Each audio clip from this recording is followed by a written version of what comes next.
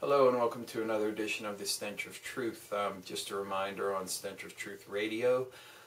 Tonight, that's Friday, July 8th on InceptionRadioNetwork.com from 7 to 9 p.m. Eastern Time. We'll have a conversation with Jay Widener on Stanley Kubrick, the Apollo moon landing hoax, hidden symbolism within Kubrick's films, and hopefully actually get to talk about some alchemy and maybe even Lord of the Rings as well. So if you're interested in that subject, please join us for a conversation tonight, 7 to 9 p.m. Eastern Time on InceptionRadioNetwork.com. Whatever it is that's going around, I got it, so I'm feeling a little bit under weather. I'm not going to have the kind of enthusiasm I usually do, but I did want to comment on a few things just very briefly. The ATF selling guns to Mexican cartels, obviously part of a program that was designed perhaps to usher in some new period of severe gun restriction and or gun control in this country. It seemed to have been uncovered a little bit too easily for me, so there may be a little bit more going on with this story than we have been told so far. So my recommendation is that people reserve judgment as to what the ultimate goal of this whole thing was until we are able to get more information on it in order to make a valid decision regarding it. So I just want to point that out. I mean, it seems to be about gun control, and it seems to be about promoting the idea that getting guns from the United States is just so easy that these wanton criminals can just get them anytime they want, when in fact the United States government through the ATF sold these guns on purpose to people they knew to be Mexican drug cartels. So, but I have a feeling there's more to that story, so please keep an eye on that. Today was also the launch of the last shuttle mission. Of course, there's a lot of brouhaha and erming and herming about the loss of our space program. Of course, Obama's indicated no real interest in pursuing this, but make no mistake, we still have a space program. It's just all secret. The space program that we have in this country, the secret space program that we have, has been in effect since the end of World War II, and it will continue on into the future.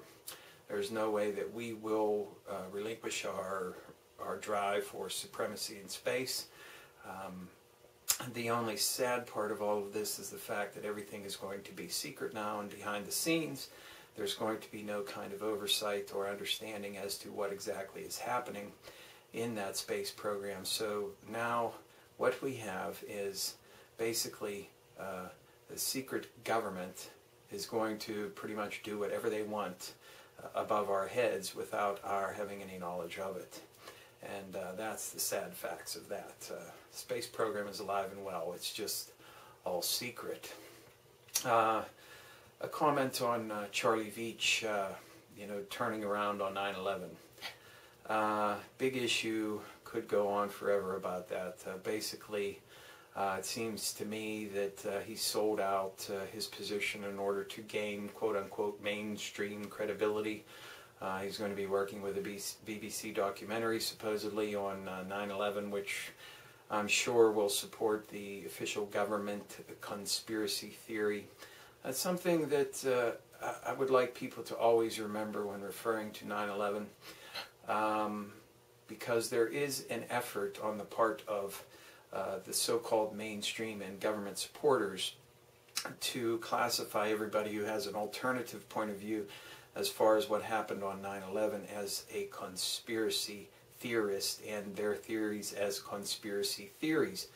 And in fact, since nothing has been proven in a court of law by the government, what they have proposed as a solution for 9/11 is in fact a conspiracy theory. Nothing more, nothing less. So if you find yourself confronted with this particular discussion or dialogue, always hammer home the point that the government solution to 9/11 is a conspiracy theory. Do not let them categorize your beliefs, whatever they are, regarding what happened on 9/11 as a conspiracy theory and the official government position as the one that is correct, because it is a theory and it involves a conspiracy. So it is a conspiracy theory, just like any other position on 9/11, no matter what you believe. Okay, so as far as I'm concerned, if Veitch sold out, then he's pretty much useless. And any of the activism that he does is going to be suspect from this point on.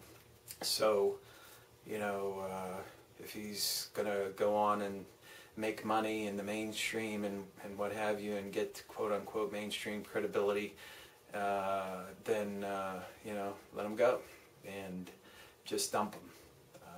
Because even if, you know, he had undergone a radical change as a result of you know, really looking at it, I would absolutely 100% say, you know what, he's come to a decision based on, you know, meticulous research and things of this nature.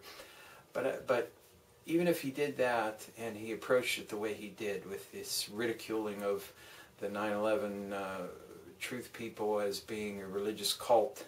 Now, I've been critical of 9/11 Truth myself, because there is this notion that somehow if you just agitate enough, you're going to get the government or somebody to finally force there to be a new investigation, and they're going to finally release information that's going to prove what really happened on 9/11.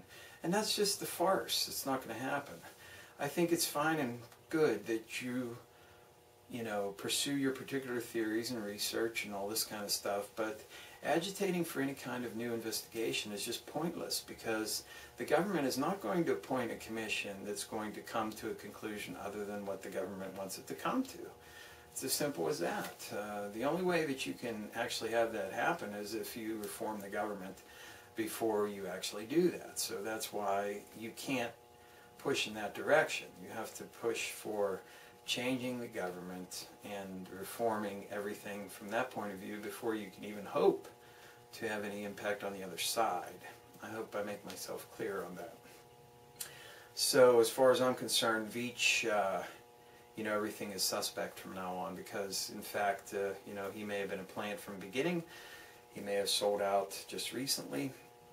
But if he had come to this decision and said, you know what, I don't hold any grudges against people who believe the alternative theories about 9/11, and you know, I support their continued efforts and research in that regard or whatever. I just no longer follow that particular point of view, and I tend to agree that the government's conspiracy theory is the correct one.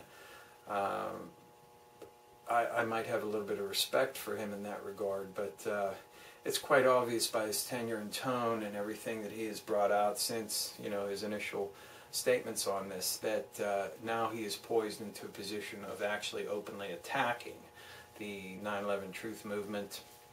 And coming from a 9/11 Truth activist, that's particularly galling and bad in the sense that it's a complete betrayal. So, you know, I think because I'm not, you know, a 9/11 Truth activist, that I can be critical of 9/11 Truth movement because, you know, I don't have an axe to grind. I don't have a horse in the race.